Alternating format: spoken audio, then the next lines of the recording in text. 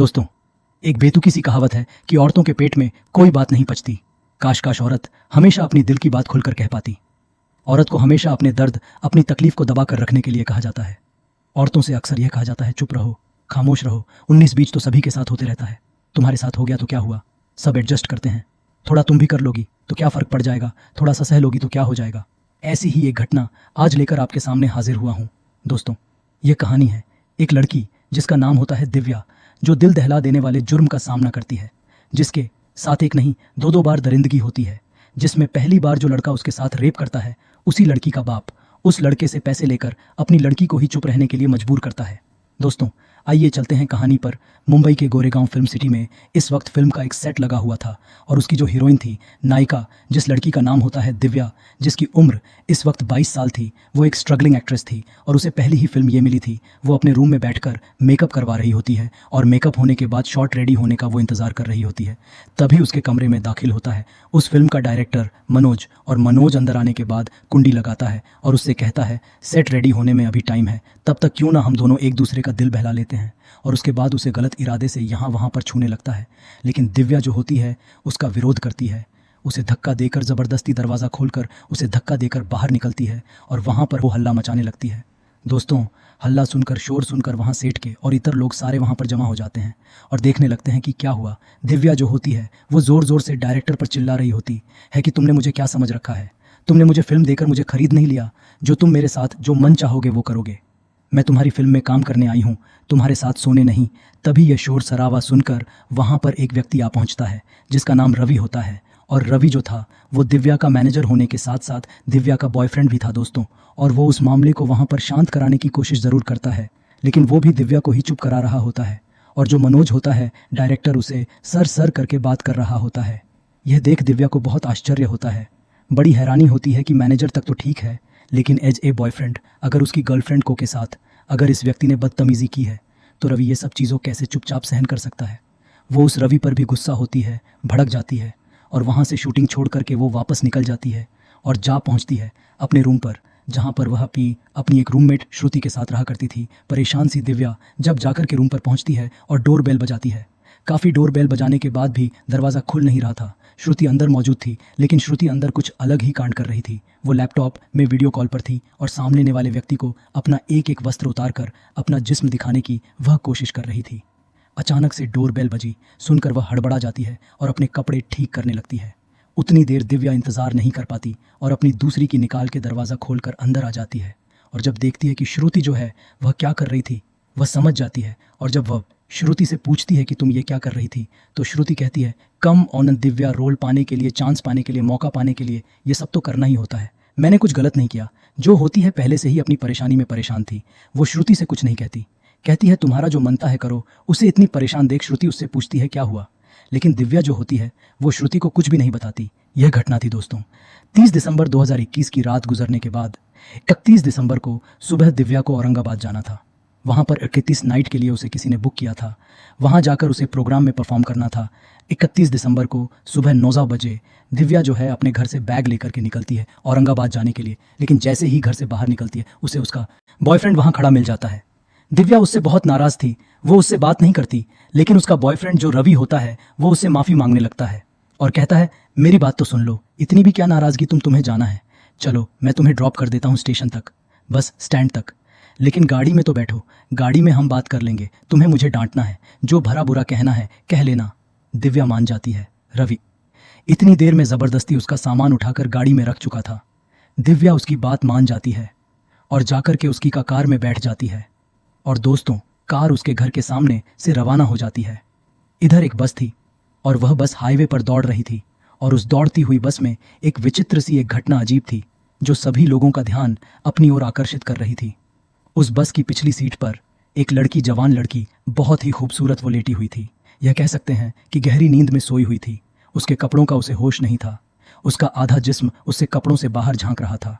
बस में बैठे हुए सारे यात्री बार बार मुड़ मुड़ कर उसकी ओर देख रहे थे, लेकिन दिन का समय था और बस खचाखच भरी हुई थी, इसलिए किसी ने उसके साथ कुछ गलत काम तो नहीं किया। और वो बस जाकर के जब अपने आखिरी स्टॉप पर रुकती है तो सारे लोग तो बस से उतर जाते हैं। वो लड़की अभी भी सोई होती है और जब बस का कंडक्टर देखता है कि यह कौन लड़की है अभी तक सोई हुई है, वो जाकर के जब उसे उठाता है, काफ़ी उठाने के बाद वो चौंक करके उठती है और वो लड़की और कोई नहीं थी दोस्तों, ये लड़की वही दिव्या थी जो घर से निकली थी अपने बॉयफ्रेंड की कार में बैठकर।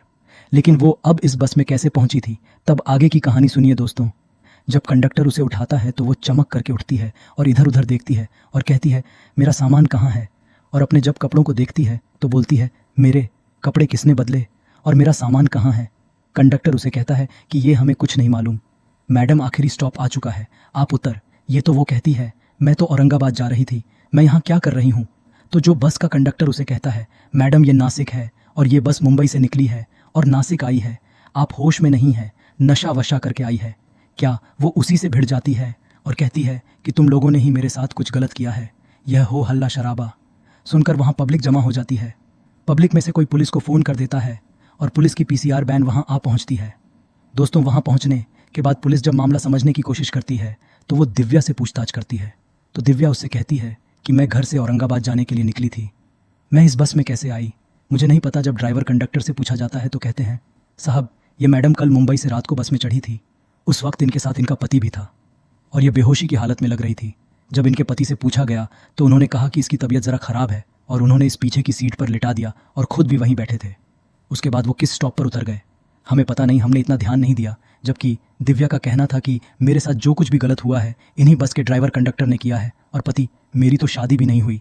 लेकिन जब वो कहती है कि मेरी शादी भी नहीं हुई तो पुलिस भी आश्चर्य में पड़ जाती है। पता है क्यों दोस्तों, क्योंकि उस वक्त दिव्या के गले में मंगलसूत्र था और मांग में सिंदूर भरा हुआ था। जब दिव्या को यह बात कही जाती है तो दिव्या खुद चौंक कर देखती है कि उसके गले में तो सोने की चैन थी।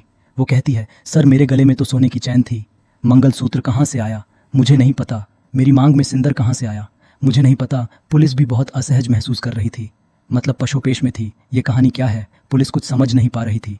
पुलिस दिव्या को लेकर के पुलिस स्टेशन आती है और ड्राइवर कंडक्टर का नाम पता और एड्रेस फ़ोन नंबर सब ले लेती है और थाने आने के बाद दिव्या को बैठाया जाता है। शांति से उसे रिलैक्स किया जाता है और कहा जाता है कि आप घबराइए मत, आपकी पूरी मदद की जाएगी, आप पूरी कहानी विस्तार से बताइए। लेकिन दिव्या अपने दिमाग पर काफ़ी जोर डालने के बाद भी पुलिस को कुछ नहीं बता पाती दोस्तों, उसे कुछ याद ही नहीं था। दिव्या सिर्फ इतना बताती है कि मैं 31 दिसंबर को सुबह अपने घर से निकली थी औरंगाबाद जाने के लिए, वहाँ मुझे एक प्रोग्राम में परफॉर्म करना था। पुलिस चौंक जाती है और उससे कहती है आज दिन कौन सा है पता है। दिव्या कहती है नहीं, तो पुलिस उससे कहती है मैडम आज 3 जनवरी है। दिव्या यह सुनकर चौंक जाती है कि वह 31 दिसंबर को निकली थी और आज 3 जनवरी को उसे होश आ रहा है। इस बीच उसके साथ क्या हुआ, वो कहाँ थी, कहाँ गई, किसी को कुछ पता नहीं था दोस्तों। पुलिस के काफ़ी कहने पर भी दिव्या काफ़ी दिमाग पर जोर डालती है मगर उसे कुछ याद नहीं आता। पुलिस उससे कहती है कि आप घर जाइए, घर जाकर आराम कीजिए और जैसे ही आपको कुछ भी याद आता है आप तुरंत हमें बताइए, हम आपकी पूरी मदद करेंगे। दिव्या को वहाँ से उसके घर पहुँचा दिया जाता है। लेकिन इधर जो पुलिस इंस्पेक्टर जादव थे वो अपने काम में लग चुके थे, उनका दिमाग काफ़ी तेज़ी से काम कर रहा था। उन्होंने बस के ड्राइवर कंडक्टर को उठवा के थाने बुलवा लिया और कड़ाई से उनकी तबीयत से ठुकाई करके जब उनसे पूछताछ करने लगे, लेकिन काफ़ी मशक्क़त के बाद भी वो दोनों अपने आप को इनोसेंट बता रहे थे। वो कह रहे थे कि हमारा कोई दोष नहीं है, जो सच है हम वही बता रहे हैं। उनसे पूछताछ करने के बाद उन्हें तो छोड़ दिया जाता है। इधर रात को दिव्या जब सोती है तो उसे कुछ इस तरह का आभास होता है, उसे पुरानी कुछ बातें याद सी आने लगती है कि जैसे वह किसी कमरे में है और उस कमरे में उसके साथ कुछ गलत काम हो रहा है, उसके साथ दरिंदगी हो रही है, कोई आदमी उसके ऊपर चढ़ा हुआ कुछ कर रहा है, उसे सामने की वॉल नज़र आ रही है और उस वॉल पर एक बुल की पेंटिंग लगी हुई है। सिर्फ इतना ही दिव्या को ध्यान आया था। दूसरे दिन दिव्या थाने जा पहुंचती है और पुलिस को यह सब जानकारी देती है। लेकिन उसके बाद भी पुलिस जब उससे पूछताछ करती है कि और याद करने की कोशिश करो, तब दिव्या ये बात पुलिस को बताती है कि 31 दिसंबर को मुझे मेरे घर के आगे से मेरे बॉयफ्रेंड ने उठाया था। मैं उस रवि के साथ गाड़ी में बैठ करके निकली थी। उसके बाद का मुझे कुछ भी याद नहीं। पुलिस तुरंत हरकत में आती है और जाकर रवि को उठा लिया जाता है। रवि को थाने लाया जाता है और कड़ाई से रवि से जब पूछताछ की जाती है तो रवि जो होता है वो कहता है सर मुझे क्या पता, इसे तो औरंगाबाद जाना था, मैंने कार में इससे माफ़ी मांगी और इसके बाद इसने मुझे जो लोकेशन बताया था जहाँ इसे वहाँ के ऑर्गेनाइज़र औरंगाबाद वाले अपनी कार से पिक करने आने वाले थे, मैंने उस लोकेशन पे इसे ले जाकर के ड्रॉप कर दिया था। उसके आगे की कहानी मुझे कुछ भी नहीं पता, लेकिन पुलिस उस पर भरोसा नहीं करती थी। लेकिन पुलिस जब दबाव बनाती है रवि पर तो रवि कहता है सर हो ना हो इसके पीछे उस डायरेक्टर मनोज का हाथ है, क्योंकि अभी कुछ दिन पहले ही दिव्या की झड़प हुई थी मनोज के साथ और उसके बाद दिव्या ने मनोज की फिल्म भी छोड़ दी थी, जिसकी वजह से मनोज को काफ़ी नुकसान भी उठाना पड़ा था। तो अपना बदला लेने के लिए हो ना हो सर ये मनोज ने ही किया है। जा पहुंचती है फिल्म सिटी और वहाँ से मनोज को भी उठा करके लाया जाता है और मनोज से भी काफ़ी कड़ाई से पूछताछ की जाती है, लेकिन वहाँ से भी कुछ निकल करके सामने नहीं आता। दोस्तों पुलिस के हाथ अब भी खाली थी, पुलिस के पास कोई भी सबूत नहीं था। मनोज को भी छोड़ दिया जाता है, रवि को भी छोड़ दिया जाता है। दिव्या की कॉल डिटेल्स निकाली जाती है और वो उसके सामने रखी जाती है और कहा जाता है कि इसमें से कोई भी नंबर अगर तुम्हें सस्पिशंस नंबर से आपको फ़ोन करके औरंगाबाद के लिए बुक किया गया था। लेकिन दिव्या जो होती है वह असमर्थ होती है, क्योंकि दोस्तों दिव्या को ऐसा कुछ दिया गया था, नशा, जिसकी वजह से उसकी याददाश्त इतनी कमज़ोर हो गई थी कि वो पिछली बातें याद ही नहीं कर पा रही थी। उसे कुछ चीज़ें याद ही नहीं आ रही थी। पुलिस जो होती है वो उसके कॉल रिकॉर्ड से वो सारे नंबर्स निकालती है जो किसी लड़कों के नाम से रजिस्टर्ड थे। पुलिस उनके नंबर निकाल के, उनका एड्रेस निकाल के और उनकी फ़ोटो निकाल कर दिव्या के सामने रख देती है और दिव्या से कहती कि इनमें से पहचानो क्या, इनमें से कोई व्यक्ति था जिसके साथ तुम लास्ट टाइम जिसे तुम मिली थी या जिसके साथ तुम औरंगाबाद गई थी। दिव्या काफ़ी उनमें से फ़ोटोज़ देखती है। ये नंबर 1 वो पिक्चर्स थी, उसमें से एक लड़के की फ़ोटो जब दिव्या उठाती है तो उसके चेहरे पर डर साफ देखा जा सकता था। पुलिस समझ जाती है, दिव्या से कहती है क्या यही वह व्यक्ति था जिसके साथ तुम औरंगाबाद गई थी? क्या इसी ने तुम्हारे साथ गलत किया है? दिव्या रोने लगती है, कहती है हाँ सर, इसने मेरे साथ रेप किया है, लेकिन अभी नहीं, 2 साल पहले। पुलिस चौंक जाती है, ये क्या कह रही हो? तो दिव्या बताती है सर मैं पुणे की रहने वाली हूँ और ये लड़का उदय ये भी पुणे का ही रहने वाला है और 2 साल पहले इसने मेरे साथ रेप किया था। और यह बात जब मैंने अपने घर वालों को बताई थी तो मेरे पिताजी ने इस परिवार से पैसे लेकर बात दबाने के लिए मुझ पर दबाव बनाया, मुझसे इस लड़के से शादी करने के लिए दबाव बनाया, लेकिन मुझे यह नागवार गुजरा और मैंने उसी दिन घर छोड़ दिया और मैं भाग करके मुंबई आ गई और मैं यहाँ पर अपना करियर बनाने के लिए स्ट्रगल करने लगे फिल्म इंडस्ट्री में। लेकिन पता नहीं कहाँ से 4 महीने पहले मुझे इस उदय ने फिर से कॉल किया था। पता नहीं इसे मुझे मेरा नंबर कहाँ से मिला, क्योंकि मैंने तो यहाँ आकर नंबर भी चेंज कर लिया था, लेकिन मैं इसका जैसे ही इसका फ़ोन आया मैं इसकी आवाज़ पहचान गई थी और मैंने कॉल कट कर दिया और नंबर ब्लॉक कर दिया था। उसके बाद से इसने मुझे कभी कॉल नहीं किया। पुलिस हरकत में आती है, पुलिस का एक दस्ता पुणे के लिए रवाना होता है और वहाँ जाकर उदय को उठा लिया जाता है। दिव्या के घर जाकर उसके पिताजी से भी पूछताछ की जाती है। उसके पिताजी इस बात से साफ इनकार करते हैं कि दिव्या के साथ कुछ नहीं हुआ था, वो झूठ बोल रही है। लेकिन दिव्या की जो माँ थी वो उस वक्त टूट जाती है और रोकर कहने लगती है अपने अपने पति से कि बंद करो अब अपनी ये बकवास, और कितना गिरोगे तुम पैसे के लिए। और वो पुलिस को साफ साफ सब बता देती है कि हाँ सर दिव्या सही बोल रही है, 2 साल पहले इसी उदय ने मेरी बेटी के साथ बलात्कार किया था और ये मेरे पति, इन्होंने पैसे लेकर मामला शांत किया और उस पर ये शादी का दबाव बनाने लगे। इन्हीं की वजह से दिव्या घर छोड़ के गई थी। मामला साफ हो जाता है, उदय को उठाकर के लेकर के मुंबई आया जाता है। लेकिन पुलिस जब उससे कड़ाई से पूछताछ करती है उस पर 3rd डिग्री का भी इस्तेमाल करती है। लेकिन उदय भी इस जुर्म को कबूल करने के लिए तैयार नहीं था कि उसने अभी दिव्या के साथ कुछ भी किया है। और जब उसकी कॉल रिकॉर्ड, उसकी लोकेशन निकाली जाती है, क्योंकि उस वक्त उसकी लोकेशन पुणे दिखा रही थी, मुंबई दिखाई नहीं रही थी, ना औरंगाबाद और ना नासिक। पुलिस यहाँ तक इतने हाथ पैर मारने के बाद भी अभी भी खाली की खाली थी दोस्तों। इसके बाद पुलिस जो होती है और इंस्पेक्टर जाधव जो होते हैं वो अपना दिमाग और तेज़ी से दौड़ाना शुरू करते हैं और वो दिव्या का बैंक अकाउंट की डिटेल्स निकालते हैं। तो उसमें 30 दिसंबर को दिव्या के अकाउंट में ट्रांजैक्शन दिखा रहा था।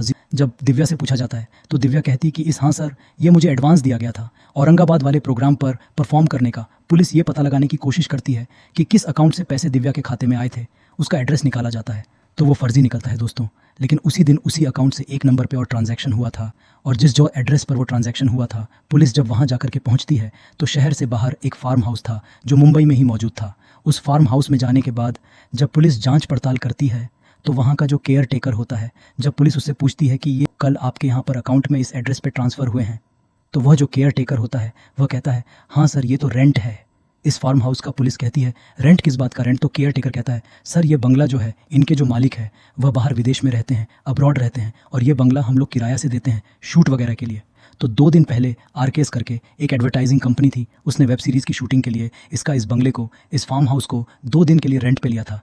ये 2000 जो ट्रांसफ़र हुए हैं ये उसी का रेंट है। जब उससे पूछा जाता है कि वह कौन लोग थे, उनका पता क्या है, नाम क्या है, तो सब कुछ भी बताने में असमर्थ होता है। और उस फार्म हाउस में सीसीटीवी कैमरे भी नहीं थे दोस्तों। इसके बाद पुलिस उस फार्म हाउस के अंदर जाती है और वहाँ पर जब जांच पड़ताल करती है तो पुलिस को कुछ नहीं मिलता, लेकिन डस्टबिन में एक बिल मिलता है, एक कैफ़े का बिल, और वो कैफ़े का बिल मुंबई का ही था दोस्तों। उस कैफ़े के बिल पर उस कैफ़े का एड्रेस होता है। वहाँ पुलिस जब जा करके पहुँचती है और उस पर टाइमिंग था दिन के 11:30 बजे का। उस बीच की पुलिस जब फुटेज निकालती और उस फुटेज में मौजूद लोगों को जब दिव्या को दिखाया जाता है तो उसमें से 2 लड़कों को दिव्या पहचान लेती है। दिव्या पहचान लेती है कि हाँ सर, यही 2 लड़के थे जिन्होंने मुझे उस लोकेशन से पिक किया था औरंगाबाद के लिए, और कार में मुझे बैठकर एक ड्रिंक, इन्होंने सॉफ्ट ड्रिंक मुझे दी थी और वो सॉफ्ट ड्रिंक मैंने पी। उसके बाद क्या हुआ मुझे कुछ भी याद नहीं। और पुलिस को सबसे ज़्यादा हैरानी तब होती है और पुलिस को सफलता मिलती तब नजर आती है जब उन दोनों लड़कों में से एक लड़के को दिव्या पहचान लेती है। वो लड़का और कोई नहीं था, उसकी जो रूम पार्टनर थी श्रुति, वो उस्ती का बॉयफ्रेंड था दोस्तों। और दूसरा लड़का कौन था यह अभी तक फिलहाल पुलिस के संज्ञान में नहीं थी। बात पुलिस तुरंत हरकत में आती है और उसकी लोकेशन निकाल करके उस लड़के को धर दबोचने की कोशिश करती है, लेकिन वो लड़का अपने फ्लैट से नदारद होता है। और जब उस RKS स्टूडियो का जब पता किया जाता है, उस event company, advertising company office में जब जाया जाता है, वहाँ भी ताला पाया जाता है। इसी के आधार पर पुलिस जो है उस जाकर श्रुति को उठाती है और श्रुति से जब कड़ाई से पूछताछ की जाती है तो श्रुति टूट जाती है और श्रुति कहती है कि हाँ यह सब मैंने ही करवाया था, इसमें मैं भी शामिल थी, मैंने ही दिव्या के बारे में अपने बॉयफ्रेंड को बताया था। हम लोगों का यही काम है, खर्चा चलाने के लिए, पैसे चलाने के लिए हम लोग यही काम करते हैं। नई नई लड़कियां जो होती हैं उन्हें इसी तरीके से काम दिलवाने के बहाने से फंसाते हैं, यहाँ वहाँ बुलाते हैं, उन्हें नशा देते हैं और उसके बाद उन्हें एक ऐसी जगह ले जाया जाता है जहाँ जिस वक्त वो होश में होती नहीं, वहाँ जाने के बाद उनके साथ वो सब काम किया जाता है। वो दरिंदगी की जाती है और उनका पूरा वीडियो तरीके से शूट किया जाता है और उसको फिर हम लोग बेचते हैं, ऑनलाइन साइट्स पर बेचते हैं, पर्सनल लोगों को बेचते हैं और उससे हम लोग पैसे कमाते हैं। और दिव्या के पहले से कई लड़कियों के साथ घटनाएं घटित हो चुकी थीं और दिव्या के साथ भी वही सब किया गया था। दोस्तों, दिव्या का वीडियो बनाया जा चुका था और वो वीडियो मार्केट में आने के लिए तैयार था। अभी तक यह पता नहीं था कि वीडियो वायरल हुआ था या नहीं हुआ था। श्रुति से कड़ाई से पूछताछ करने पर उसके बॉयफ्रेंड का एक पर्सनल एक नंबर अलग से और निकल करके आता है और उस नंबर की जब करंट लोकेशन निकालती है पुलिस, तो वो भी शहर से बाहर किसी एक दूसरे फार्म हाउस का नंबर, किसी फार्म हाउस का वो लोकेशन वो दिखा रहा था। जब पुलिस वहाँ जा करके पहुंची थी तो पुलिस समझ गई थी कि ये बंदा यहीं मौजूद है। पुलिस वहाँ पर रेड करती है और रेड करने के बाद पुलिस जब उसके अंदर फार्म हाउस के अंदर घुसती है तो वहाँ का नज़ारा देखकर आंखें फटी की फटी रह जाती है दोस्तों पुलिस की, क्योंकि वहाँ उस घर में उस बेडरूम के अंदर बेड पर एक लड़की बेहोश पड़ी थी और एक आदमी उस पर चढ़ा हुआ था और एक आदमी कैमरे से शूटिंग कर रहा था और एक व्यक्ति वहाँ सोफ पेपर और बैठा हुआ था। मतलब इस तैयारी उसकी थी कि इसके बाद वो उस लड़की पर चढ़ेगा और 2 लोग उस लड़की के साथ संबंध बनाकर पूरा वीडियो शूट करेंगे। रंगे हाथ ऑन द स्पॉट इन लोगों को पकड़ लिया जाता है, उठाकर इन लोगों को थाने लाया जाता है और उसके बाद इनसे सारी रिकवरी की जाती है। इनके पास से काफ़ी सारे पेन ड्राइव्स, काफ़ी सारी लड़कियों की फ़ोटोज़, इमेजेस और विभिन्न प्रकार की ऐसी सामग्रियाँ जो सभ्य समाज में वर्जित है, वो सब इनसे हासिल की जाती है। इन पर विभिन्न धाराओं के तहत केस दर्ज किया जाता है दोस्तों। और वह 2 साल पहले ने जिसने रेप किया था दिव्या के साथ, उसे भी आरोपी बनाया जाता है। कंप्लेंट अलग से दर्ज होती है, उसका केस अलग से चलता है, विभिन्न धाराओं के तहत केस दर्ज करके इन्हें न्यायालय के सामने पेश किया जाता है दोस्तों। और वहाँ से इन्हें जेल भेज दिया जाता है, जिसमें से एक आरोपी जिसने 2 साल पहले दिव्या के साथ रेप किया था उसे 14 सजा कोर्ट ने सुनाई है। बाकी यह केस अभी भी न्यायालय में विचाराधीन है। उम्मीद है इसमें भी दिव्या को इंसाफ मिलेगा और इन सारे आरोपियों को इनके बुरे कर्मों की सज़ा ज़रूर मिलेगी दोस्तों।